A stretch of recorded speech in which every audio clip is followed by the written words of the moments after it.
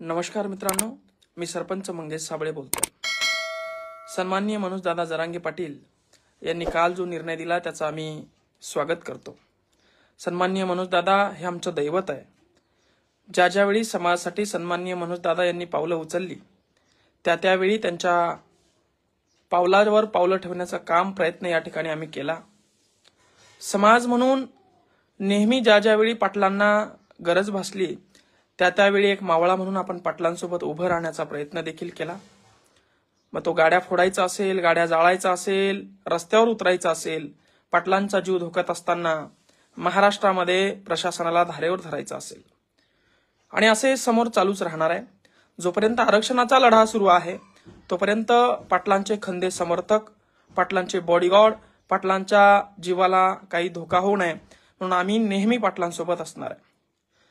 परंतु या ठिकाणी मित्रहो, ज्यांनी कुणानी आपल्याला लाठ्या मारल्या त्यांना आपण रिटर्न मध्ये लाठ्या मारू शकत नाही, त्यांना आपण रिटर्न मध्ये हमला करू शकत नाही। त्यांच्यावर हमला हा आपल्याला संसदेत जाऊन करावा लागेल। आणि म्हणून पाटलांनी जी भूमिका घेतली आहे राजकारणापासून दूर राहण्याची ती उत्तमच आहे। मात्र आम्ही अगोदरपासूनच राजकारणात आहोत, आम्ही सरपंच आहोत, आणि असं करत असताना आमच्या एक गोष्ट लक्षात आली की सन्माननीय रावसाहेब पाटील दानवे असतील, सन्माननीय डॉक्टर कल्याणजी काळे असतील, यांच्यापेक्षा आम्ही खूप लहान आहोत। पण मागच्या या वर्षभराच्या लढ्यामध्ये असं लक्षात आलं की हे अन्याय करणारे लोक, हे अन्यायाविरुद्ध न बोलणारे लोक निवडणूक आली की उभे राहतात, शेतकऱ्याच्या समाजाच्या डोक्यात स्वतःचं भूत घालतात, आणि मग शेतकऱ्याचे तरुण पोरं यांच्या चटया उचलण्यासाठी, यांचे बुट खेटरं उचलण्यासाठी, आई बापाला जे तांबर पाणी देत नाही यांना पाणी देण्यासाठी धावत सुटतात, पळत सुटतात। अशा वेळी सर्व समाजाचा विचार करून, 18 पगड जातीचा विचार करून आपल्याला लोकशाही पद्धतीने त्यांच्यावर वार करण्यासाठी त्या संसदेच्या टेबलावर, त्या ठिकाणी विधानसभेच्या टेबलावर जावंच लागणार आहे। पाटलांच्या काही मजबुऱ्या आहेत। 1-2 जिल्ह्यामध्ये उमेदवार निघतात म्हणून तो निर्णय पूर्ण महाराष्ट्रावर त्यांना थोपता येणार नाही। मराठ्यांची ताकद या ठिकाणी कमी दिसेल म्हणून अतिशय उत्तम निर्णय सन्माननीय जरांगे पाटलांनी घेतलेला आहे। मात्र एक राजकीय व्यक्ती म्हणून राजकारणाशिवाय समाजाला, जनतेला पर्याय नाही म्हणून, कारण तीच संसद आहे जिथून आपण हे सूत्र हातात घेऊ शकतो, जिथून आपण आरक्षण काढू शकतो, जिथून आपण शेतकऱ्याच्या शेतीमालाचा भाव काढू शकतो, आणि मग तिथं जाणं, त्यासाठी कमीत कमी लढणं हे आपल्यासाठी एकमेव पर्याय आहे। मित्रहो, सरपंच पदावरून थेट खासदार होण्याची माझी इच्छा नाहीये। मुळात रावसाहेब पाटील दानवे असतील, कल्याण काळे असतील, यांच्यापेक्षा मी भिकारी आहे। माझ्याकडे 2 एकर जमिनीपेक्षा, एका आईपेक्षा अजून काहीच नाही। यांच्याकडे हजारो लाखो करोड रुपयाची संपत्ती आहे।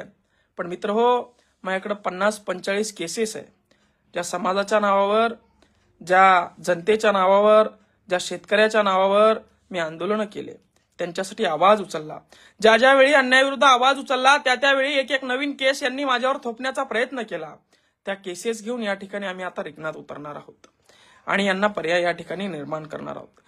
कारण की जर आपण रावसाहेब दानवे यांना मतदान न करता कल्याण काळे यांना मतदान केलं तर हे काँग्रेसमध्ये निवडून आलेले लोक आपण बघतात, मागच्या काही वर्षापासून, मागच्या काही महिन्यापासून मंत्रीपद मिळालं नाही म्हणून भाजपमध्ये जातात।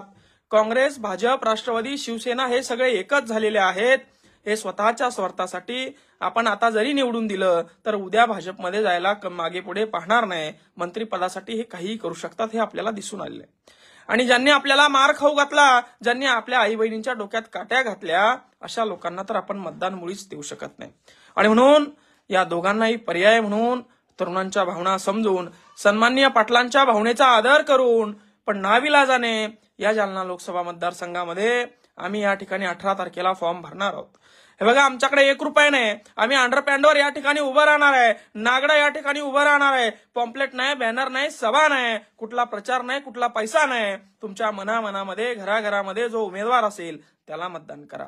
जो उमेदवार या ठिकाणी 10-10 वर्ष गावात येऊन बघत नाही, खासदार असताना गावाला कुठलंही काम देत नाही, गावाच्या विकासाचं, गावाच्या शिक्षणाचं, गावाच्या घरकुलांचं कुठलाही प्रश्न संसदेत मांडत नाही, जो अपक्ष उमेदवार काँग्रेस पार्टीचा उमेदवार, ज्या उमेदवारावर प्रशासनाची छाप नाही, ज्या उमेदवाराची प्रशासनावर छाप नाही, तहसीलदार देखील 2 पायऱ्या खाली उतरून त्यांच्यासाठी येत नाही, अशा या दोन्ही उमेदवारामध्ये थेट विभागीय आयुक्तांना नडण्याची ताकद आमच्यामध्ये आहे, गुन्हे घेण्याची ताकद आमच्यामध्ये आहे. आणि जर का आम्ही पडलो, निवडून येईल अशी शाश्वतीच नाही आणि यायचंच अशी आमची इच्छाही नाही, मात्र या व्यवस्थेला तोंड फोडण्यासाठी, या व्यवस्थेला उत्तर देण्यासाठी, समाजाचं 18 पगड जातींचं, शेतकऱ्यांचं अस्तित्व टिकवण्यासाठी आम्ही ही निवडणूक लढवणार आहोत. कोणाचंही मन या ठिकाणी दुखावण्याचं कारण नाही. आपण लोकशाही मार्गाने सुद्धा लढायला हवं, आपण आंदोलनाच्या मार्गाने सुद्धा लढायला हवं. जय जिजाऊ, जय शिवराय, जय जवान, जय किसान. धन्यवाद मित्र.